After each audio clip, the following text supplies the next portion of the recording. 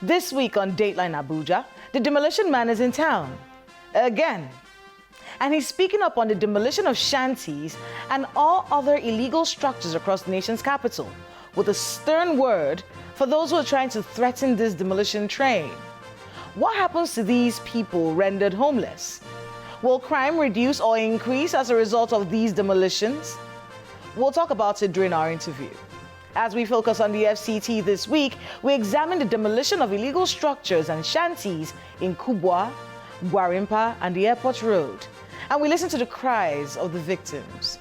And as we do every week, we update you on the happenings from the nation's capital. This is Dateline Abuja.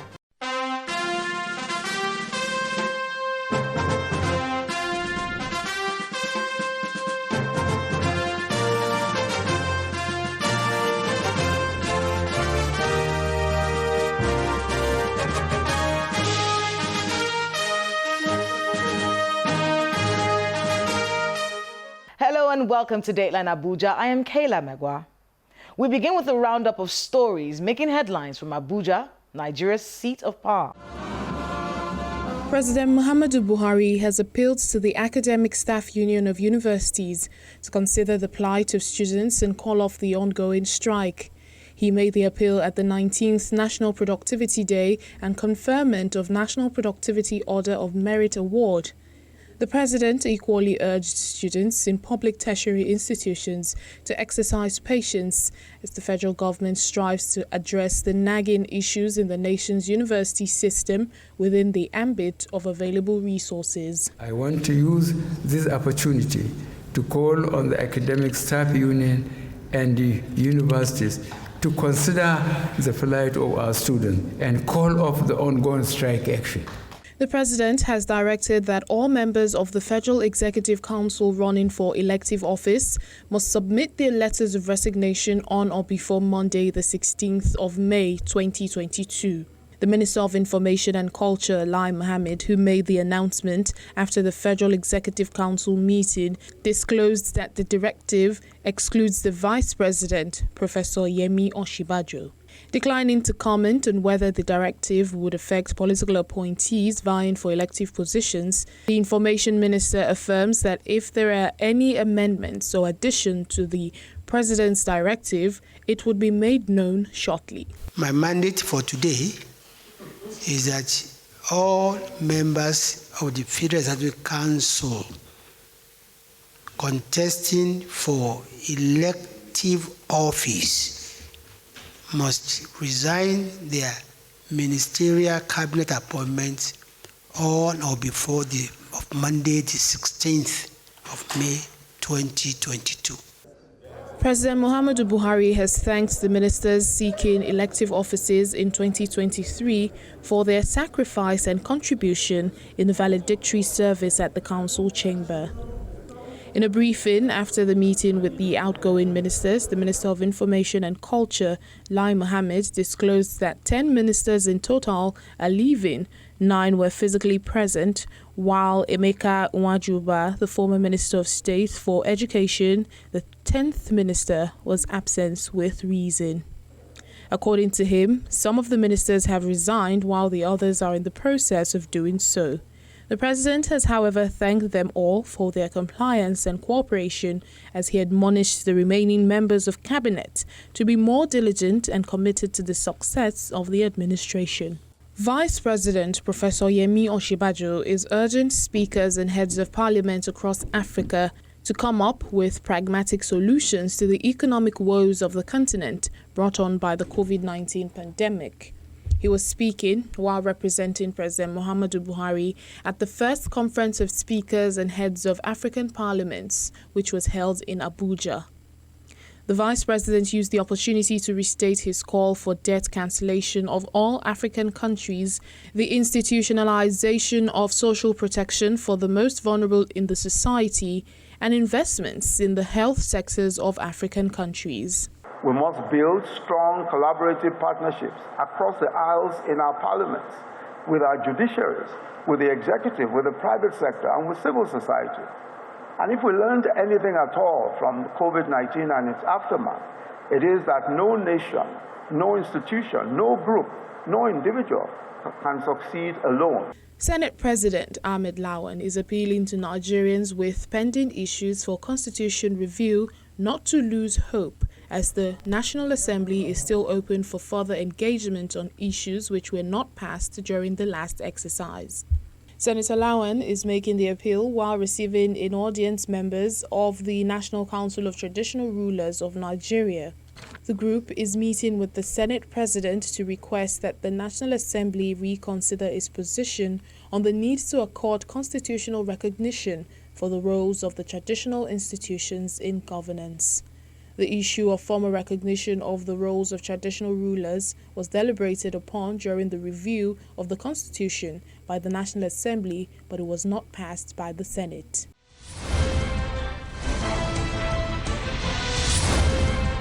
Welcome back. The plan is to stick to Abuja's master plan. The city can only cater to a particular amount of people. And the truth is, we have overrun the city of Abuja. And whose fault is that? Massive poverty, non-functional subnationals, insecurity. All these factors are forcing people to seek for greener pastures. And Abuja is the preferred destination for many people. Now, it's incredibly expensive to live in Abuja. And one of the fallouts of this influx is illegal structures. And shanties keep springing up everywhere. So what's the solution to this? Well, the FCTA administration believes demolishing these structures is the way to go. But we've seen this so many times. The structures come back up. The shanties return. So honestly, is this a long-term or short-term solution? Please watch this. This is part of efforts by the Federal Capital Territory Authority to rid the nation's capital of criminal elements and their hideouts. Beginning with the Kubwa axis, illegal structures were demolished by a team led by the FCT Ministerial Task Force City Sanitation. Despite pleas from the residents, the task force stands on its mandate, taking down the buildings.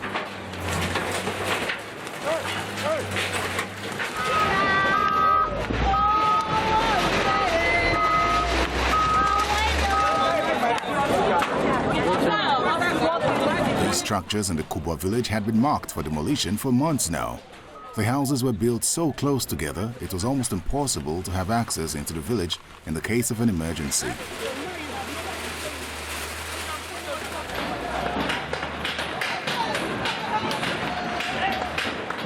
I have always been afraid of this village because if fire happens, even an Okada can't go in. Okada cannot enter a full community. That is your village, Honorable Chairman. This Okada can't enter a community with jerrycan to quench fire. So I had always known that this place is a disaster waiting to happen. And I said, when we came in last year. Law enforcement agents clear out those structures and lead the people away from the demolition sites. The members of this community are distraught as they watch their properties being moved and their homes crumble to the ground. The same is seen on the Airport Road axis. The demolition team takes down illegal structures at the Zamani village, a community said to be the hiding location of several wanted criminals. The villagers watch as the tractors do their job.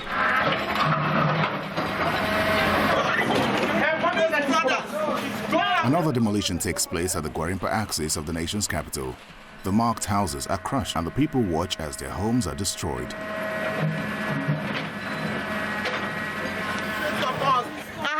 Children, I don't know where to carry them go. Please, I beg Almighty God to touch this government. May they help us. We are suffering in this Nigeria. What are we going to do now? No way. As the demolition continues, the residents of this community gather possessions. Scavengers take up what's left lying around. Despite being the seat of power, which implies higher security presence, the FCT has been in the news for all the negative security reasons, ranging from kidnappings to robberies, and these illegal structures are believed to be the main hideouts of these criminal elements. Kidnappings have been recorded in border communities like Gwagwalada, Kubwa, Pegi, Abaji, Tungamaje, and Buari. According to a 2020 report by SP Morgan, FCT ranked 11th among places where abductions have been rampant in Nigeria. Security situation in the country and as vis-a-vis the FCT is not something that is encouraging because it could be better. You know, by all standards, it could be better. But this is the city center, for crying out loud, so it could be better. It's worse off in the outer outside the city. If you go to the other areas, the remote areas in the city center, it's worse off. In fact, they don't even have security. One kidnapping incident which the residents will not forget in a hurry is the University of Abuja abduction. The university is about 45 kilometers to the city center. There is also a military battalion around the main campus of the university. Nevertheless, the victims were rescued 3 days after. As I'm standing now, my joy knows no bound. I'm highly delighted. I can't just express the level of joy I have in my mind now. It's a great one. What actually happened? Was there ransom paid? How were they rescued? No ransom. No ransom paid. Please take note that we have also arrested some of the suspects. And it was the pressure mounted on them that gave way for this result. All the security agencies came together, joined hands to see that this success is achieved. The train attacks along the Abuja-Kaduna rail line have also raised concerns on the level of security in and around the nation's capital. President Buhari has directed the immediate conclusion of all the processes for the implementation of the integrated security surveillance and monitoring solution for the Abuja-Kaduna railway line, and that this be extended to cover the Lagos-Ibadan railway line. This estate in the Idu area of the city is one of many projects under the mass housing program of the FCTA administration. It has had its own share of security breaches. The situation is further worsened by the poor state of infrastructure in the area. For residents of this estate, the issue is with the growing presence of miscreants living in the shanties around the estate. We have a shanty behind us here. All manner of people just, barging into the estate at any point in time. And most times they've attacked a few of my neighbors here. And even for those who are still constructing, you discover that most of the construction materials are stolen most times. The road is a major challenge for us because everything, even when we try to persuade the owner of the estate to do most of this internal infrastructure, he complained about the fence, that before he could do anything, he wants the place to be fenced. So which supposed to go along with the road. So the road is done, the shanties will be removed, the fencing will be done, the police post will be established, and every other thing will follow. These criminalities necessitated the enforcement of an earlier directive banning the use of motorbikes within the city center. About 1,500 confiscated motorcycles were crushed. The authorities explained that the motorcycles are used by individuals to perpetrate crime in the city. As you can see, they are all here in this yard, are going to be crushed completely, like what we have here behind us. And there are about another 600 again that are undergoing the process of forfeiture, which will also follow the same procedure with these ones. And of course, it will repeat itself with other people that has refused to follow the rules and the regulation guiding the operation of Okada in this city. So this is to send signal and warning for recalcitrant operators and for the law-abiding ones that are ready to obey the law. We are equally ready in Synergy, as you can see us here, to work with them as partners, because we believe that they are equally partners in the transportation business in the city. So that is the purpose of this exercise today. And you have seen the process is ongoing and is going to be continued until the last motorcycle here is completely crushed.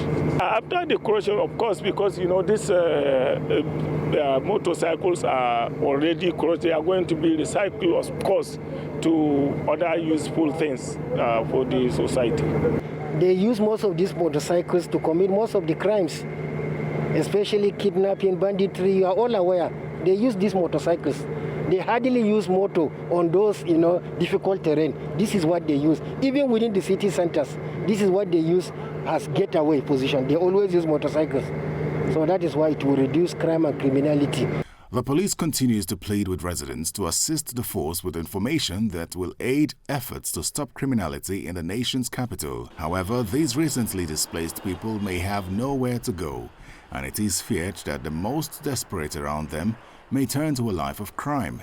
And those already engaging in criminality have been unleashed on the Abuja population, which in turn may mean a rise in criminality.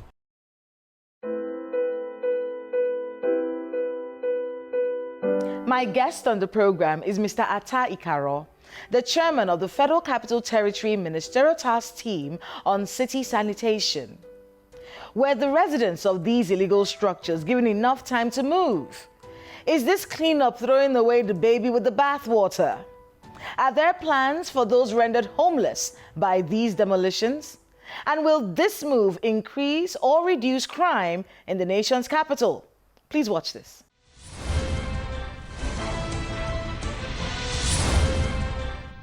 Mr. Ikaro, welcome to Dateline Abuja. Thank you very much, Kila. I've been longing to come back home.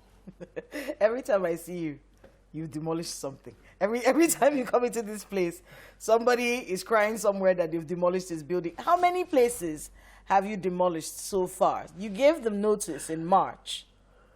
So between March and now, how many demolitions have you done in the FCT? I think you are, for me, I would prefer you to use a softer word. Okay. Like clearing. Removal of illegal structures and exercises. I would love to, but the complaints about the demolitions are so much. Yeah, and there's the criminal element, but we'll get to that shortly. Yeah, you know. But let's begin. Let's actually begin with how many you've done so far since you gave the notice in March. We've done so many, depending on the community. We're currently at the Airport Road community, the one we called Zamani and several other communities at the Airport Road. We've been to Soka community. We did something little there. We've been to Kuchingoro community. We did something small. Karamajiji, they appealed to us for more extension. We did that. We have gone to Karu market area to clear off shanties that pushed inside the market out. And there are extremely so many, so many. Even Zone 3, we've cleared it before. They return back again. The Bambolas, we clear again. I think it's an ongoing. There are so many. It's not what you can count. One of them that was of note, and it's interesting that you didn't mention it, was the old secretariat in Area 1. Oh, yeah, you're right. Because at the time, there were complaints that there were some IDPs, some internally displaced persons within the area. But you did mention at the time that there were few of them towards the Dunamis Church side, not necessarily at the place where the demolition happened. I don't think we had IDPs behind the secretariat. We don't really. Even when Senator Ali Ndome came, he couldn't see IDPs. Well, he told them to register their names. And he told them to register their name as persons, but he looked around, and I told him, look around. He looked around, he did not see IDP. Yeah, there are some IDP after the Dunamis area, but not within the areas we cleared. These are so many communities. Is it possible for you to estimate how much has been lost as a result of these demolitions? The issue of how much have been lost, I think you would have asked us how much we have saved. Because one, those areas are not supposed to be in the first place. But those are people's properties. I know that they were illegal structures. I understand that they're illegal structures. No. I understand that these are shanties, but these are people's properties. If you just suppose, you have created a foundation, a bedrock of illegality, whatever you put disappears. That's the truth, Akela here. You said they are all illegal structures. They are not in approved area. Then upon what basis are you putting them on the foundation? The foundation is gross illegality. The foundations are roadside. The foundations are water corridors. The foundations are, what do you call it now, floodplains. The foundations are just rail corridor, whatever you build there can stand. After the demolition, what do you do next? Do you follow up on these people who are now homeless? Do you have some kind of rehabilitation plan for them? Is there some kind of compensation, even if it's little, just so they can hold their body and minds together for a little while? For the ones that have children. On the foundation of what? On the foundation of what? On the foundation of the fact that these are human beings. I know. The houses you're talking about, so when you've we are built on the foundation. Let me tell you something. So you've demolished it. What happens to the people? No, let me tell you something that will interest you. When we went to Ido Some houses there were so expensive that I had to put myself together and marvel. Someone asked us, are you going to remove these structures? And I said, God, we're going to remove them. Mighty structure, somewhat over 200 million naira, but on a land. There's probably a water plane. Or... No. The agreement was signed on the foolscap sheet. If you observe all where we have been going to, nobody, as China's covered those reports, nobody flashed a title document that I own this land, this is my property, this is my document. You've not seen anybody flash a document before China's television that this is my document, they demolish my house. You've not seen one.